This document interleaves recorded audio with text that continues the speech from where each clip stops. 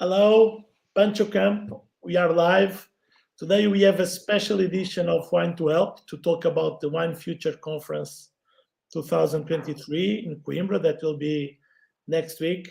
Pancho, very welcome. Thank you. I imagine we are very busy these days. I will try to do a little presentation. If you need to add something or correct something, please be my guest. No problem. Thank you, Rodrigo. Thank you for your support. Okay. Welcome, bienvenido, Pancho. Husband, father, Olympian in tennis in Barcelona, skydiver, scuba diver, events organizer, teacher. I have to read because it's so many things. One specialist, CEO of Friendly Events, organizer at the Planet Future Foundation and organizer of Wine Future Conference. I think we'll learn a little bit more about you during the talk, but it's probably I missed something in such a rich life. I'm sure. Yeah, I studied medicine as well. Okay, medicine. Okay. lots of passions lots of hobbies that I turn and passions that I turn into. Some of them they've turned into business and part of my job. Some others like skydiving and scuba diving remain as hobbies. I have a question about that before we dive in the rest. When you turn the hobby into work, into business, you lose a little bit of the fun. You do, yeah. You do, because at the end of the day, a business is a business, and sooner or later you have to take care of payrolls, taxes, banks, loans, the part that is not nice. Yeah. That's why I don't want to turn the scuba diving and skydiving into business, because it distracts you. I felt that with sailing. One time during a few years, I worked with sailing, and I was losing the passion and the fun because the part of the business was hard. But let's dive. How did you become a tennis player? My father, he played tennis, not professional, but he was a very keen tennis player. And then I remember watching Davis Cup. In those days, I was still living in Chile. I remember watching Davis Cup between Argentina and Chile, and Guillermo Vilas was my hero, my absolute hero. So when I saw him playing and I read his book, immediately I got motivated and I started training every day. And then we moved to Spain and we moved to Barcelona. And for a long time, Barcelona was probably the capital city of tennis in Europe. I mean, I remember training with my players in one afternoon. There were 12 courts, and in all the 12 courts were ATP ranked players. Or, I remember Arantxa Sanchez training in one court with a coach, Thomas Carbonell, Emilio Sanchez Vicario. So, yeah, Barcelona was very influential in my life, in my tennis life. And it produced lots of great players. Yeah, in Spain, a lot of the players come from Catalonia, they come from Valencia, and lately from Mallorca. Mallorca, yeah. Nadal from Mallorca, yeah. Mm-hmm. Others. Okay, this tennis is a very tough sport, like physically and mentally. You need to be very strong mentally. Did this help you to the business life? Absolutely. I mean, the one thing that I would encourage everybody to practice on a regular basis is sports. It helps the young kids. My son is 18 and he's fit as an animal, and it keeps him focused, keep him away from drugs and alcohol and bad life. Then in business also, it provides leadership. It provides you with the discipline that you need to succeed in life. So I think sports should be a must for every human being on earth, and it gives you better health and longevity. Yeah, definitely. How a guy like you that loves sports, adventures, and for what I saw, Claire, adrenaline. You like adrenaline, so you do skydive, you do whatever, a lot of things. How did you got into wine? That's interesting, Tori. My dad was a doctor, and he was one of the pioneers in epidurals. Mhm. The injection in the back of the lady so they can have a painless birth. And I remember he was the anesthesiologist when the owner of one of the famous Chilean wineries gave birth. And the lady was so impressed with this epidural that he learned in the United States, being able to give birth with no pain, that I remember one day we got at home a case of wine labeled with my dad's name and an invitation to visit the winery. So it was the typical, Sunday barbecue, and they took us around from the vineyard to the winery, and I was absolutely fascinated. I think I was 13 or 14 at the time, and I was absolutely fascinated with, the whole process of turning grapes into something like wine. And then there was a guy there tasting wine and being able to tell you things just by smelling the wine. I said, one day I want to be able to do this. Of course, in those days I couldn't drink because I was only 14. Then I became a professional sports person, couldn't drink as well. So when I retired from playing and I became a coach, that's when I really started tasting wines, reading. From time to time, I had the chance to visit wine regions until 2004, when I decided that I was going to give it a try. And somebody told me about the Masters of Wine. And here we are. That sports mentality helped you to, because it's a big challenge to go to Master of Wine. It's not like, oh, okay, just do a level 2 or level 3. It's lots of study and discipline to get there. I love studying. That's why I'm a scuba diver instructor. Now I am preparing after Coimbra. I'm getting my skydiving coaching license. I love studying. I enjoy learning things, and I have the discipline of sports. So for me, the Masters of Wine was a lot of fun. It was not a job. To be honest with you, it was tough, but it was so much fun. So it didn't create any stress. And the tasting part was beautiful because that was a dream of mine, being able to smell a wine and tell where is it coming from, what kind of climate is behind this, what grapes are in the wine. So for me, that was like a big challenge and very enjoyable. Great. I'm a little bit jealous of that discipline. Going to the wine conference, looking at the program that I'm looking forward, we start with a big concern. I think the wine industry have. It's like talking to the new generations. On two sides. On one hand, we have the moderation, and I think in some Latin countries we do this on a different way. The wine is more present on the table from in the family, but on the other side we have to teach the new generations how to drink wine with moderation. That's very important. But also we have to engage them, to reach to them on a way that they find attractive. And we are competing, and that's one of the other teams, but I think everything is involved. We are competing also with the other drinks and with the other attractions. How we will do this, and how the conference will address this. Well, one of the idea behind Wine Future was to analyze the challenges that the industry has been going through at different times.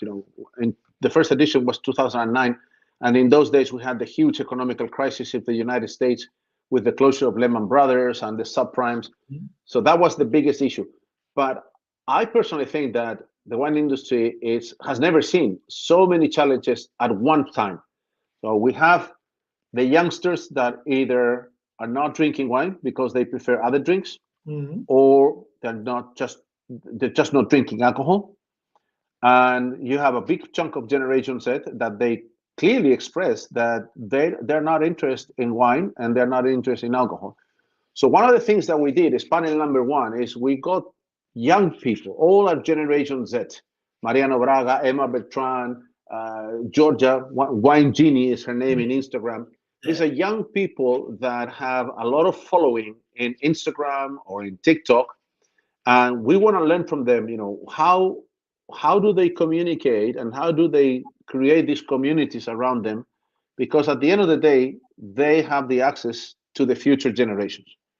The new generations, I take my son, he's 17, my daughter, he's 23, they only use iPads and telephones. So they don't care about wine ratings, they don't care about wine magazines, they only care about Instagram, TikTok, and all those social media. So we have to learn from these kids, how there's a guy called Luke Flanders. He's got more than 180,000 followers in TikTok. In TikTok, yeah. Jancis Robinson has in Instagram, I think 70,000, and guys like Tim Atkin have maybe, I think Jancis is 90-something thousand and Tim Atkin 70,000. This guy has 180,000, and a lot of people don't know him in the wine industry. So this is the kind of message that they are conveying that is making them create this community. I think that's extremely important. If we want to reach the new generation, we got to talk their language, and we got to talk their language using their resources. Yes, it's like these guys, they crack the code because they are part of the generation. They know how to talk with each other. And people identify with them, not with someone that is on another, not another level, but another position that doesn't communicate with them. Very interesting. In fact, I would like to ask you. I wanted to go into wine future, and I was anxious to go, but that you give me a little bit of context of the previous editions, because you had, like on this one, you had some big names, and it was challenging moments. I think the wine industry is always on challenging moments with different challenges. No? I think the last 15 years have been extremely challenging for all of us. Pandemic, war in Ukraine, now war in the Middle East, the economical recession. When we created Wine Future was especially because of the economical situation. And I remember I was in New York talking to Robert Parker, and he said, listen, this is a very good idea, but are you going to be able to pull it off? Because the world is on their knees financially. Companies are suffering, banks are closing. And I said, I think it's the right time if you come. If you don't come, I don't think we have anything to do. So I convinced him to go. He had never been to Europe on an official open appearance at an event where you could buy tickets. And it was crazy. I mean, we started with a capacity of 500 people. We sold out in weeks. We had to change the venue, make it even bigger. And everybody wanted to go there, first of all, to listen to Robert Parker. But the guy who stole the show, believe it or not, was Gary Vaynerchuk. Yes, because it's amazing. That, he asked a simple question. There was an audience of at least 1,500 people. And he asked the question, raise your hand, how many of you have a website? Okay, a lot of people raised their hand, not all of them. How many of you have Facebook? I think 10% of the audience knew what Facebook was. So he gave such an explanation of how he took his family business from $4 million of revenue to 22 million in 7 years, just using social media. That opened a lot of eyes, and a lot of people after that, they were hiring community managers, they were improving their websites, they were getting into social media. So he was the big success. So we decided to do this conference every 2 years or any time, but only when there were problems. So the next edition was in Hong Kong, because everybody thought that China was going to be the future. The golden goose are in China. So that was even bigger. That was amazing. We had 3 rooms going on at the same time. We had the trade fair area with 200 stands. We had the conference area with maybe 1,500, 1,600 people. And then we had the tasting area, where Robert Parker did a tasting of Bordeaux wines for 1,100 tasters, and we had something like 26,000 glasses. It was just crazy. But another conference that we also created was the World Conference on Climate Change and Wine, because that is a separate issue. That is so big that I believe that the environment not only climate change, but sustainability and the environment deserve a complete separate conference. That issue is not going to go away easily, and it's going to affect all of us, not only the wine industry, but every single aspect of humankind. And that became Green Wine Future. We did Green Wine Future 2022 last year. It had to be 100% virtual because of the pandemic, but we had 180 different speakers. And next year, it will be in Miami, Green Wine Future 2024, its 10th edition. It will be in Miami in association with the University, Florida International University. So that's the origin. I mean, try to provide solutions to the issues that are more pressing for the wine industry. It's this question that you raised, and I think it's as you say, probably the most crucial and important to everyone, not only the wine industry. It will be addressed in the Wine Future Conference, because it's of course part of the future in more of the one panel. But what do you think about this? Like, because we have it's like the adaptation of the winemakers, but also sustainability. It's a hard word in English. Sustainability. Yeah, in all the chain, not only. Sometimes we think a lot about the winemaking, but it's all the chain. Having transparency, it's lot of questions that are raised in this. What will who and when we will talk about this in Coimbra? There's a panel about sustainability, but I have asked the speakers not to focus only in the environmental issues and in the vineyard. I want them to talk about, sustainability has three legs: the economy, the human side, and the environmental side. Yes. I asked them to take away the environmental side, because that is for Green Wine Future, and focus in the economy and the human side, and especially greenwashing, because there's a lot of misconceptions about sustainability, and there's a lot of people that are claiming to be sustainable using false premises. For example, when you say that you care about the environment and you are fighting climate change because you are organic, that should be clarified, because being organic is about how you farm your grapes. That doesn't mean that you are sustainable with your workers, that you are sustainable with your energy, or you're sustainable with the way you handle your business, that your financial model is sustainable.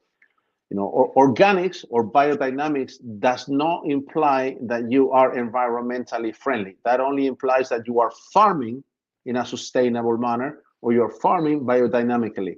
The word or the meaning is much more wide. You have to take into consideration the three pillars of sustainability.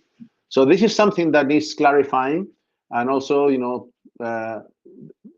a lot of greenwashing out there, a lot of green marketing.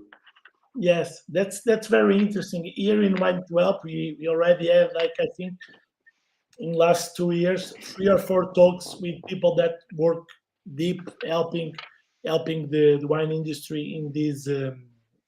In the sustainability, and they even sometimes they don't like the word, because the word is used sometimes on a way that is, as you say, as greenwashing.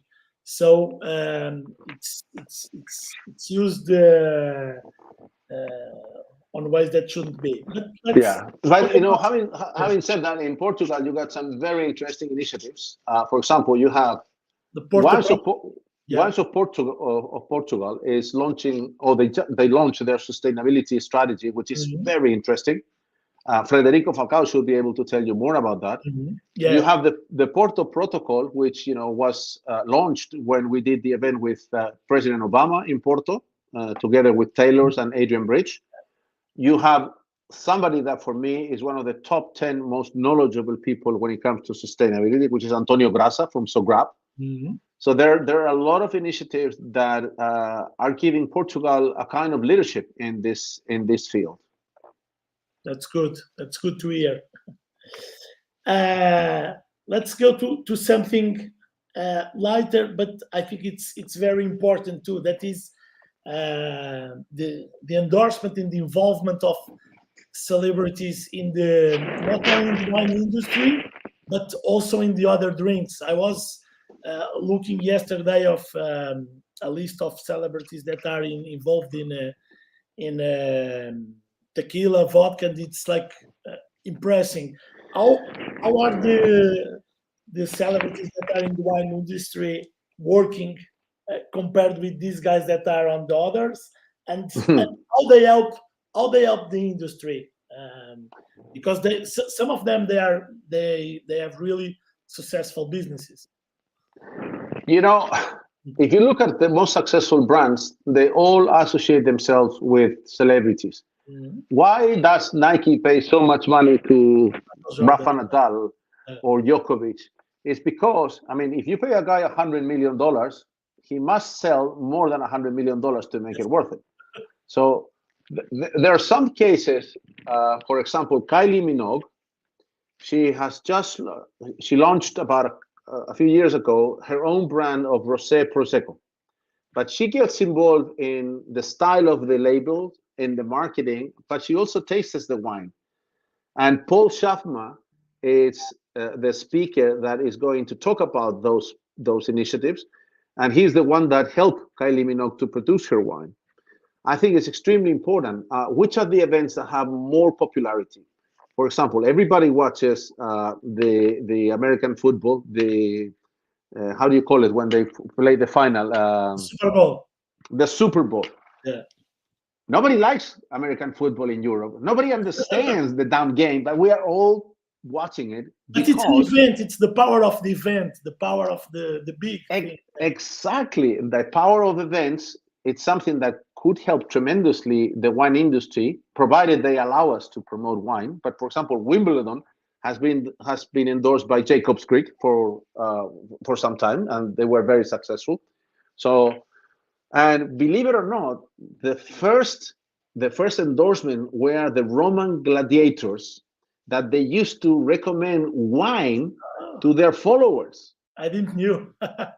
So celebrity endorsements come from the time of the gladiators, and the products that they used to endorse was oil, some foods, and wine.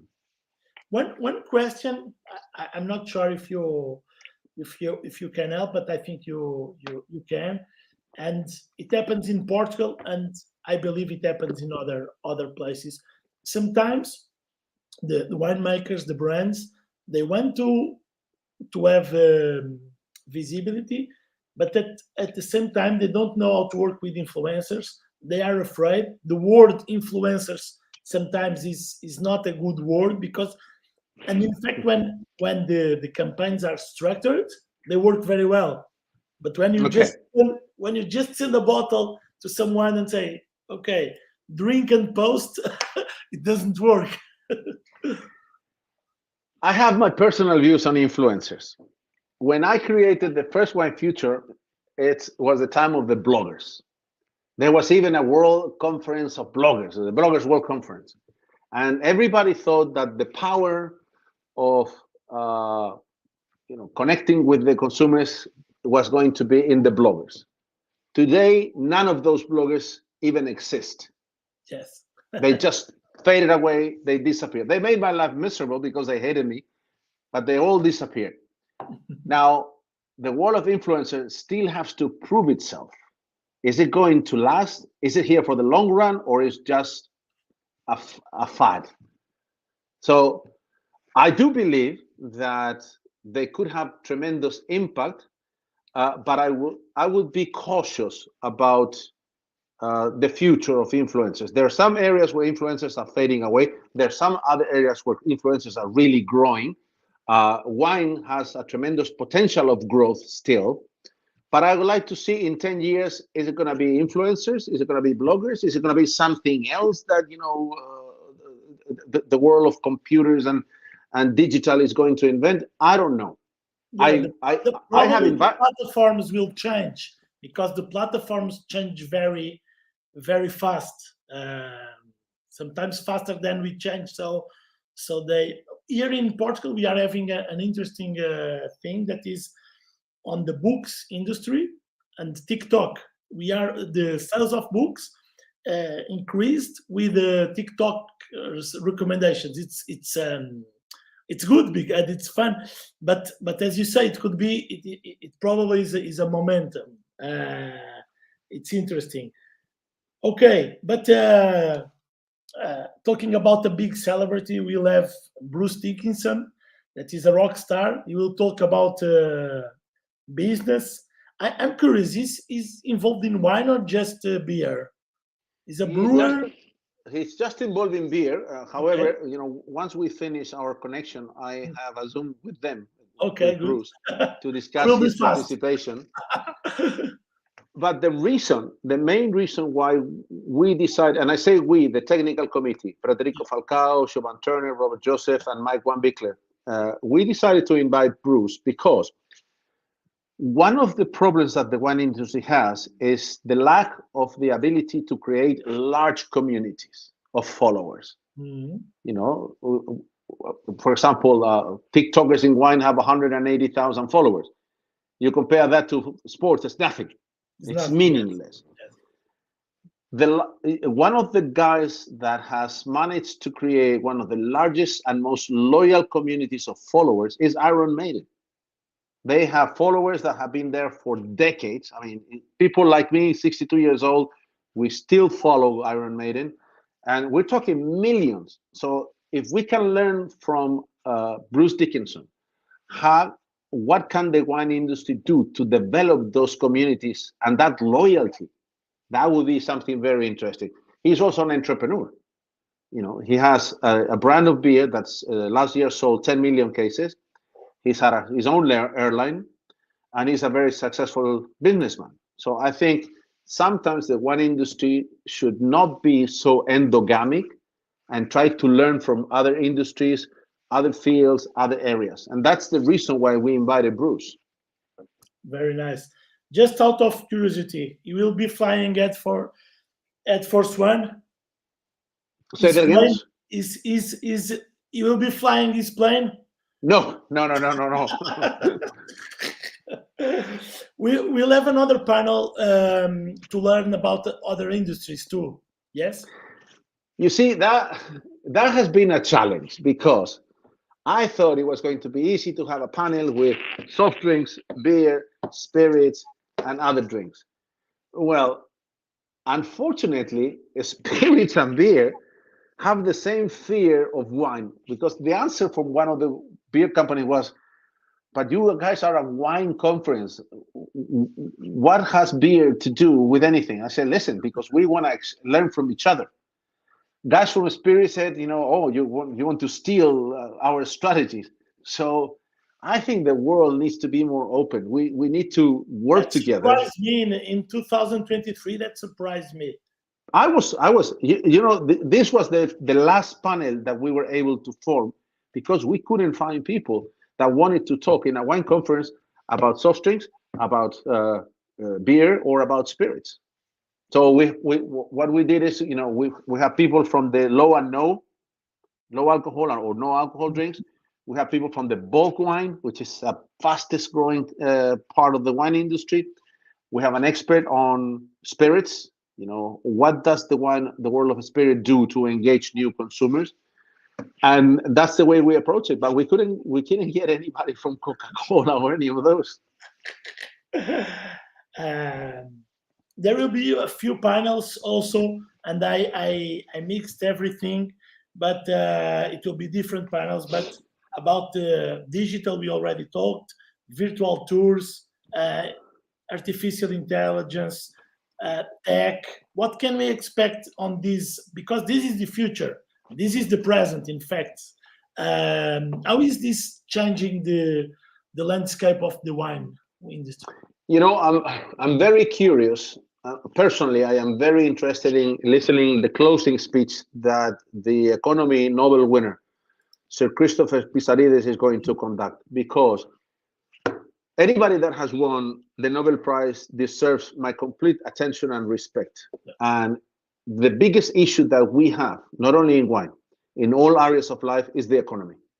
Everything has gone, the prices have gone crazy. Everything is very expensive. The lack of consumption of wine is mostly due because people don't want to pay the ridiculous price, except for Portugal. I think all the other countries in the world, wine has reached crazy prices. I mean, Spain used to be with Portugal, the countries with the best value for money, no longer here. In Spain, value for money has disappeared. So listening to Sir Christopher Pisarides, number one, I want to hear what he has to say about the economy in the next 5 years. How is that going to evolve? Second, he's going to talk about the labor market in the wine industry. You know, we used to harvest our grapes with workers coming from Morocco, Romania. Now, how is that going to affect us? He's going to talk about the role of artificial intelligence in the wine industry. So this is 21st century going into 22nd century. So I'm very curious about. I had a Zoom meeting with him. He is the nicest person in the world, so humble but so knowledgeable at the same time. And he told me when we finished the conference, he said, "You know, I have to tell you something. I love Portuguese wine. Could you get me a few bottles?" So immediately I You'll be in the right place. I called Federico Falcao and said, "Listen, can we send this gentleman a little case with 6 or 10 bottles?" And now he's got them at home. That's good. How you see I had this question, and it's the perfect moment. How do you see the Portuguese market at the moment? You already talked, and I saw your interview in Diário de Coimbra about Portugal is one of the countries that is keeping the consumption, is keeping good value for money, but at the same time we see that lots of people in the industry is struggling. So we are suffering because today it's global. We are not alone. But how do you see specifically the Portuguese landscape? I have the chance to travel to different presentations of wines of Portugal with Federico Falcao. We went to San Francisco, we went to New York and Washington. At the same time, I was helping him to promote Wine Future. And I saw the initiatives, and all the places where they went, they were packed with consumers, the day that was open for consumers, and packed with trade. There's a lot of interest. And I think it's for two reasons. No matter what you do, everything starts with quality. If there's no quality, it will be a fad, it will be a trend that it will last just a couple of years. Portugal has the quality.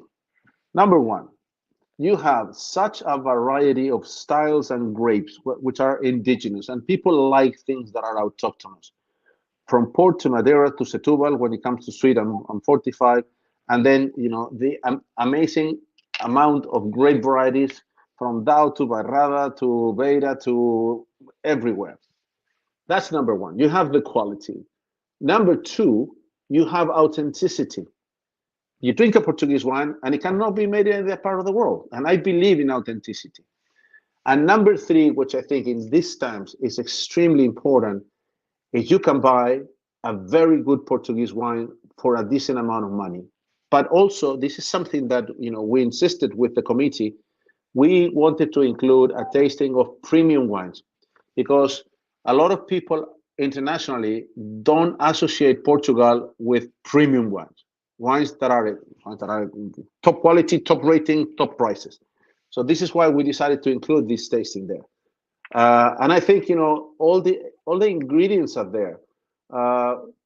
Portugal is one of the countries that has become fashionable to visit because of your food, because of your prices, because of your wine, because of your people. That also adds to the marketing mix. People traveling, enjoying food, enjoying tourism. It's safe. So all that, I think Portugal has a nice marketing mix that luckily or hopefully the wine industry should take advantage of. Yes, I think it's like a cycle. People heard about Portugal, they visit, they drink, and then they talk about it. It's the, as you say, the marketing mix. How you see the wine tourism? I think it's one of the main things on the wine industry. I see some winemakers that are already making more money on the wine tourism than selling. Of course, they sell wine there, but as they have a much bigger margin and they don't have to move, it's more sustainable even. How you see the wine tourism? I know it's one of the themes too, and virtual tours too, but I'm talking about the wine tourism there in place. Yeah, we have a panel, which is panel number 3. It's they're going to talk about wine tourism, especially after the pandemic. How wine tourism has evolved. But one thing that people have to understand is that in wine, there's no such thing as brand loyalty. People drink different brands, different regions. The only brand loyalty, or the little brand loyalty that managed to grow, is when you visit a winery. If you visit a winery and it's a pleasant experience, it's enjoyable, you will always remember that brand. You will always remember that wine. But wine tourism has to be done properly. This morning I was talking to a journalist from the UK, and I shared with her a study that we did with the American College in Spain. And then we compare it to the OIV and Bean Track from Australia. People are mistaken when they invite tourists to visit wineries and they take them to where the bottling station, the fermenting vats, the barrels, the vineyards. The number one reason why people go to practice wine tourism is because they want to drink wine. Drink wine, yes. I totally agree with you. I already told that to many people, yes. They have to keep the visit to the winery short, make it optional, because not everybody wants to visit the winery. If you go to the Napa Valley, which is probably the most active wine tourism in the world, people go winery hopping. They go to one winery, they go to the wine tasting room, they taste the wine, they talk to the guy over there, then they go to the next one, then they go to the next one. And maybe out of 10 people that visit a winery, only 2 or 3 visit the facilities. Because that's not interesting. And if you are not a wine expert, you can't tell the difference between one vineyard or another one. Or you can't tell the difference between one kind of barrels and the other one. You've seen one, you've seen them all. But tasting wines is what gives people fun. Combined with food, with music, it's gotta be an enjoyable experience. I totally agree. I think we have to have at least 3 programs, like one pro, one intermediate, like with a little visit, and one just for fun. And sometimes you have to have another options to the family to entertain, and like to the kids, to the people that don't drink. We had an experience here. I think it was Rodolfo Tristão, and probably in other countries they have too. That was like to have just the grape juice with the different grapes. Like people that doesn't drink could understand. We have a comment. I think it's not a question, but I think we can. You can, in fact. It's Michael. He says, "Great talk. However, dismissing all wine bloggers is not fair. There are many professionals that are still very relevant." I think we did.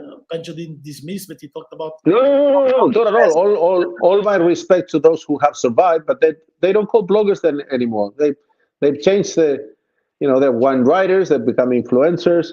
But there was a huge community. There was a point there were more than 80,000 wine bloggers in 2009. Only the good ones remain. Going back, I wanted to mention something about wine tourism. You guys in Portugal probably have one of the most beautiful wine tourisms in the world. I mean, take the Douro. I mean, that is an amazing place to visit. Then in Porto, what Adrian Bridge was done with the World of Wine, that's Disney World of Wine. It should be known all around the world. You got Madeira, you got the Azores. I had the chance of visiting Pico. Oh my God! I mean, and then you go to the Alentejo, you go to Bairrada, the different landscapes and the food and the wine. Potentially you could have one of the best. If you don't have it already, you could have one of the best wine tourisms in the planet. Yes, I think we just need to to go. We are on the right track, but to going 1 or 2 levels above on hospitality. When we are open, how people make the reservation, everything on the professional side, it's improving. It's not on one day, but I think because the conditions and the natural things we already have. Talking about wine tastings, dinner, we have the panels that are certainly the most interesting thing, but it's the good part about working in the wine industry. It's that we have a good social part, wine tastings, dinners. How it will be that part on the wine feature conference? Yeah, we have 3 tastings. Mhm. One is going to be iconic and premium wines of Portugal, to be conducted by Dirceu Viana Jr., Master of Wine. And we wanted to show the people that are going to be in Coimbra that Portugal not only makes wines that are good value for money, there are wines that could compete in the international arena with almost any other wines. So the selection was done by Wines of Portugal and the committee. And I think we have a pretty nice lineup, very varied, because you have different regions of Portugal, you have different styles, sparkling, white, sweet, and they're all excellent wines. So I Different think ages that's, too. I was looking at lineup, different ages too. yeah. Then the second one is a tasting to be conducted by Richard Mason, where the committee developed a nice list of Madeiras and Portos from different vintages, different styles. Also, for especially for people that are not very familiar with these 2 styles of wines, I think I always have a bottle of port in my fridge, always. And last but not least is a tasting that a lot of people have not understood why we did it, but I'll explain you now. Mark Squires used to work for the Wine Advocate and used to be the reviewer for Portugal. Mhm. When he accepted to conduct a tasting, we decided that we're going to do it because of 2 reasons. Number one, Wine Future is a global conference. It's not a Portuguese conference. It happens in Portugal, but has a global reach. And because it has a global reach, we wanted to show that wine has become global and it's produced in quality all over the planet. So we included 12 different regions to show that wine is made all over the planet, from New Zealand, going through Australia, South Africa, Chile, Argentina, Germany, France, Portugal, Spain. And also the second reason to do this is we wanted to show our support to the wine industry and the wine professionals of Ukraine that have either lost their vineyards, lost their winery, and some of them lost their lives. So we included a wine from Ukraine. It's supposed to be the top wine from Ukraine. And a lot of people think, well, Ukraine is not a classical wine producing country. Hold on. Crimea used to be the wine producing region. You had the Massandra Castle there, and you had a lot of wines being made for ages, centuries. And I think it's a sign of respect, showing the globality of Wine Future and showing the support of the industry all the way from New Zealand to Chile with people that are going through a rough patch. And there you have 12 wines. Maybe they're not the best wines in the world. There are probably, arguably, the 12 most important regions in the planet. And we have chosen a wine from each of those countries that I think can represent what we're trying to accomplish. There's some nice wines over there. That's very interesting. Pancho, talking about that, the something you just said, like they're not the best wines, but when we are talking about these tastings and when we taste, I think people that work in the wine industry, of course, we want to taste very good wines, but I think we taste more to learn. Yeah. And I think that's the point. Sometimes you have to deliver something that represents the region or the country, or for opposition does not represent, but we want to explain something. And I think that is very good and very important to have this kind of panels. Sorry to interrupt, Roddy. One thing that I forgot to mention, which I think it's even more interesting, is although these tastings are going to be conducted by Dirceu or Richard or Mark, they're going to be accompanied by the winemakers. Oh, great! I didn't know. Yeah, every one of the Portuguese wines will have on stage the winemaker to help the comment on the wine, to answer questions from the audience.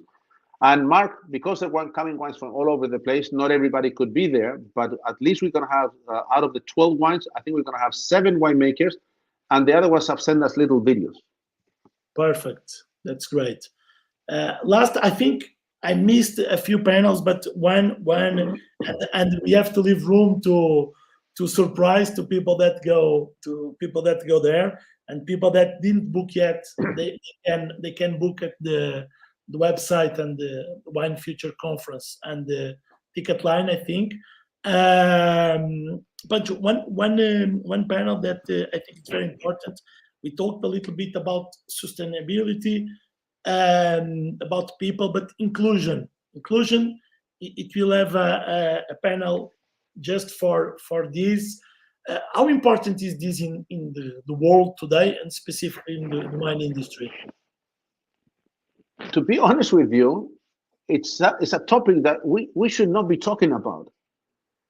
It should be part of our lives. We hope in the future we don't have to talk about it. Yes. Yeah, but unfortunately, we still have to do it. Wine has always been a male-dominated industry. Luckily, we got fantastic wine writers, influencers. Most of the influencers that are coming are girls. We also have very young and upcoming people in top positions. But also, we need to acknowledge that there shouldn't be any difference in race. In wine, always you had people coming from Morocco harvesting your vineyards, people coming from in the United States, Salvador, Guatemala, Mexico. All those differences in races, in sexual orientation, and it should be things that we shouldn't be talking about. We should all be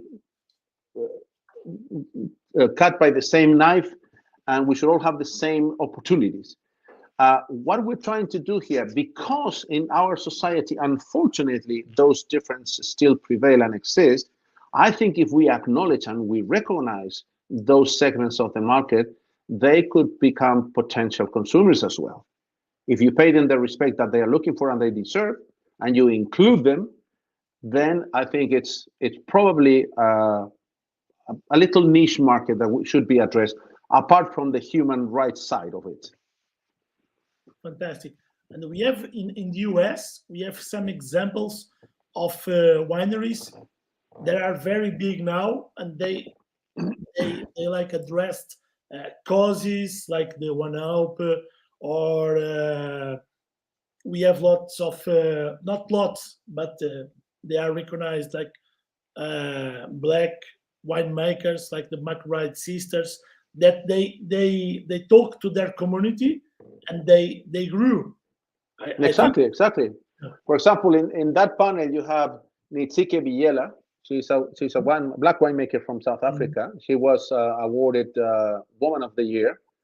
She's a fantastic winemaker, and she's making an impact in that segment of the market. So then you have Bento Amaral from Portugal. Yes. The message we want to convey with Bento is that when you practice wine tourism, or when you have a winery, they should take into consideration people in wheelchairs, handicapped people. So the industry has to become more inclusive. Yes, and we have to be aware that they, like Bento is a great example. He has a spectacular professional life. He was world champion in sailing.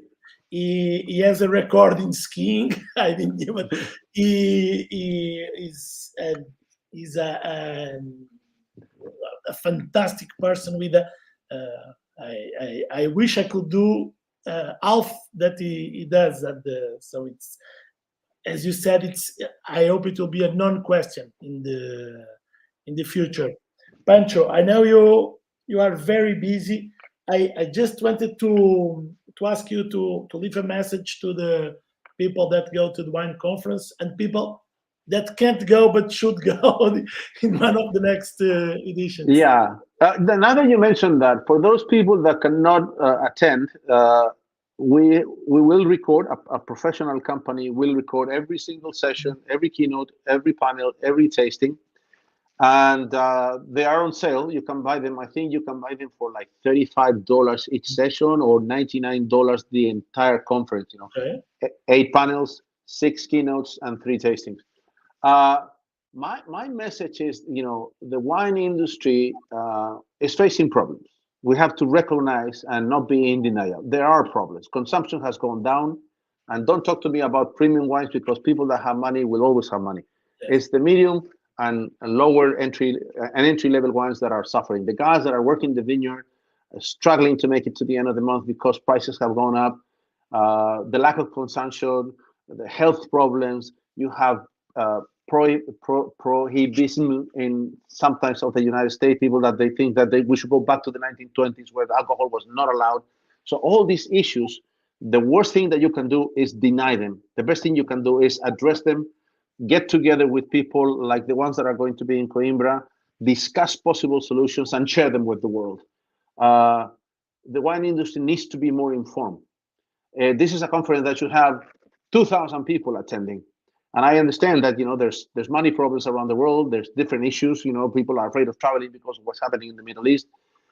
But at least, you know, get on the website, get some of the speeches, and by participating, you know, all our panels have 20 minutes of Q&A because we want to hear what the audience has to say, you know. And the beauty of this conference is during the coffee breaks, you know, in all our conferences, we include coffee break, we include a lunchbox, and we include a welcome cocktail because we want people to mingle. It's the only opportunity you're going to be able to rub shoulders with guys like Amorim, Adrian Bridge, Bruce Dickinson, the winner of the Nobel Prize. You know, to have access to these people is very difficult. We're putting you on a silver plate that you can just walk into the trade fair area and have a chat with any of these people that are the ones that are moving and shaking the world of wine. So it's a great opportunity. I can't wait. Me too, definitely. Pancho, it was a pleasure as always. I already missed your rhythm. I had a few classes with you and it was amazing. Pancho, it was great. I hope that the event goes very well. I'm sure that will help the wine industry all around. Not only it's important to Portugal to have the support of Wines of Portugal, but it's as you say, a global event. And congratulations for the wine conferences you have made, and I hope it will be plenty more. And keep jumping from planes and doing all the fun things you do. Thank you. I'm a fan. Thank you very much. Thank you, everyone. No, thank you. I want to thank you, Rodrigo, for your support, but also, you know, there's so many institutions in Portugal that I would like to thank. Wines of Portugal in special, Câmara de Coimbra, Convento de São Francisco, Centro 2020 with all the 5 appellations. I mean, if I forget somebody, please excuse me, but to put together an event like this requires the effort of a lot of people, and the people in Portugal and Coimbra have been delivering the best efforts, and I thank all of them. Thank you very much. We will toast there because we still have work to do, so we didn't bring wine. Pancho. Thank you. Thank you very much. Good luck. Thank you, everyone. Muito obrigado a todos e vemo-nos em Coimbra. Bye bye.